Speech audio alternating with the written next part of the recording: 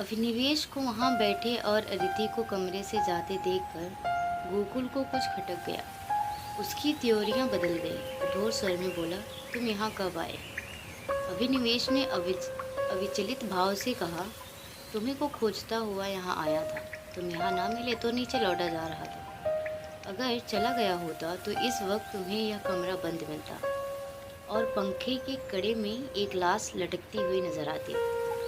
गोकुल ने समझा, यह अपने अपराध के छिपाने के लिए कोई बहाना निकाल रहा है। तीव्र कंठ से बोला, तुम यह विश्वासघात करोगे, मुझे ऐसी आशा ना थी। अभिनिवेश का चेहरा लाल हो गया।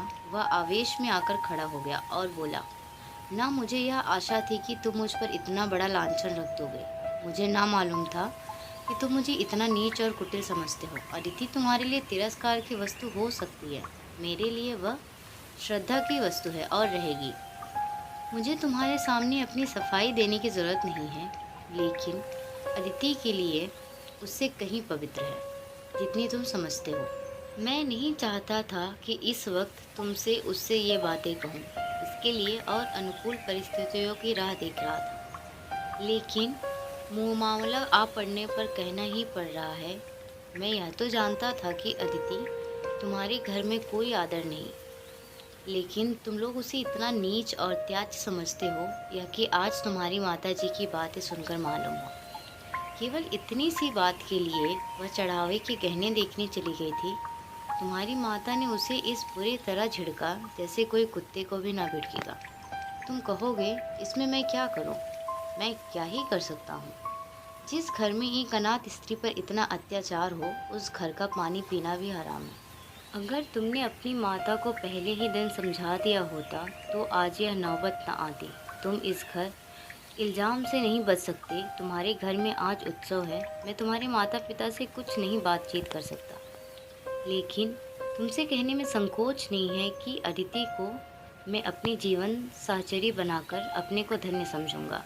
मैंने समझा था अपना कोई ठिकाना करके तब यह प्रस्ताव करूंगा, पर मुझे भय है कि और विलंब करने में शायद अदिति से हाथ धोना पड़े। इसलिए तुम्हें और तुम्हारे घर वालों को चिंता से मुक्त करने के लिए मैं आज ही यह प्रस्ताव किए देता हूँ। गोकुल के हृदय में अभिनिवेश के प्रति ऐसी श्रद्धा कभी ना हुई थी। उस पर ऐसा संदेह करके वह बहुत ही लज्जित हुआ। उसने यह अनुभव भी किया कि माता के भय से मैं अदिति के विषय में तटस्थ रहकर कायरता का दोषी हुआ हूँ। यह केवल कायरता थी और कुछ नहीं। कुछ झेपता हुआ बोला, अगर अम्मा ने अदिति को इस बात पर झिड़का तो वह उनकी मूर्खता है। मैं उनसे अवसर मिलते ही पूछूंगा।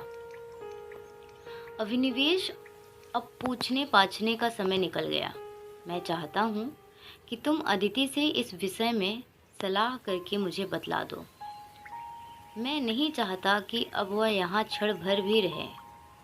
मुझे आज मालूम हुआ कि वह गड़बड़ी प्रकृति की स्त्री है, और सच पूछो तो मैं उसके स्वभाव पर मुग्ध हो गया हूँ। ऐसी स्त्री अत्याचार नहीं सह सकती। गोकुल ने डरते डरते कहा, लेकिन तुम्हें मालूम है वह विधवा है। जब हम किसी के हाथों अपना असाधारण हित होते देखते हैं तो हम अपनी सारी बुराइयां उसके सामने खोलकर रख देते हैं। हम उसे दिखाना चाहते हैं कि हम आपकी इस कृपा के सर्वथा योग्य नहीं हैं। अभिनिवेश ने मुस्कुराकर कहा, जानता हूँ, सुन चुका हूँ। इसीलिए तुम्हारे बापूजी से कुछ कहने का मुझे अब तक साहस नहीं हुआ, लेकिन ना जानता तो भी इसका मेरे निश्चय पर कोई अवसर ना पड़ता। अदिति विधवा ही नहीं, अछूत हो, उससे भी गई बीती अगर कुछ हो सकती है वह भी हो, फिर भी मेरे लिए वह रमणी रत्न है। हम छोटे छोटे कर्मों के लिए तजुर्बेकार आदमी खोजते हैं। जिसके हाथ हमें जीवन यात्रा करनी है उसमें तजुर्बे का होना ऐब समझते हैं। मैं न्याय का गला घोटने वालों में नहीं, विपत्ति से बढ़कर तजुर्बा सिखाने वाले कोई विद्यालय आज तक नहीं खुला। जिसने इस विद्यालय में डिग्री ले ली उसके हाथों में हम होकर जीवन की बागडोर दे सकते हैं। किसी रमणी का विदा होना मेरी आंखों में दोष नहीं, गुड़ है। गोकुल ने पूछा, अगर तुम्हारे घर वाले आपत्ति करें तो?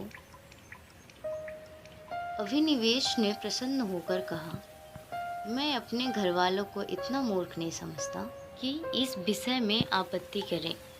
लेकिन वे आपत्ति करें भी तो मैं अपनी किस्मत अपने हाथ में ही रखना पसंद करता हूँ। मेरे बड़ों का मुझ पर अनेकों अधिकार है। बहुत सी बातों में मैं उनकी इच्छा को कानून समझता हूँ, लेकिन जिस बात को मैं अपनी आत्मा के विकास के लिए शुभ समझता हूँ, उसमें मैं किसी से दबना नहीं चाहता। मैं इस गर्व का आनंद उठाना चाहता हूँ कि मैं स्वयं अपने जीवन का निर्माता हूँ। गोकुल ने कुछ शंकित होकर कहा, और अदिति ना मंजूर करे?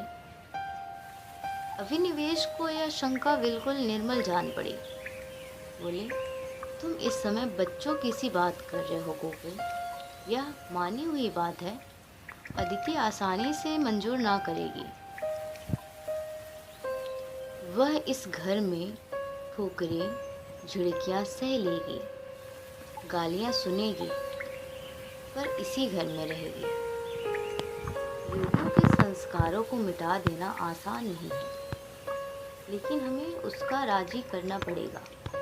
उसके मन से संचित संस्कारों को निकालना पड़ेगा।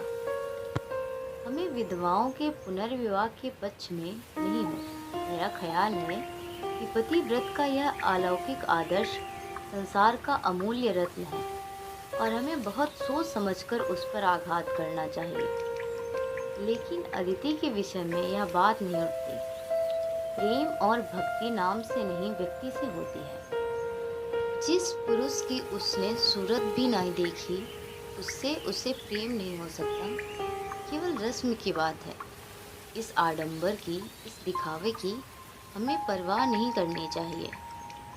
देखो, शायद कोई तुम्हें बुला रहा है।